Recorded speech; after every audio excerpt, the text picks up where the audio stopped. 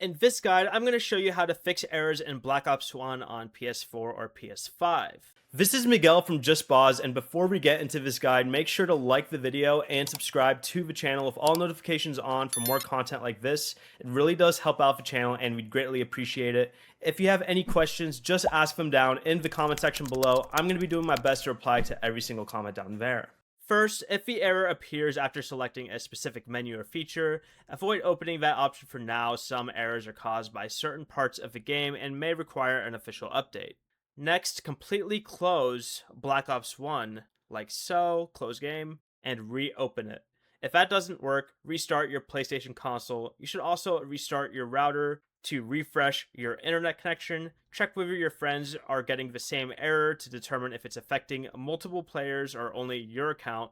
If the game gives you the option to submit an error report, send it. You can also contact Call of Duty or Activision support and explain which menu or action causes the problem. Until the issue is patched, the best workaround is to avoid the feature that repeatedly triggers that error.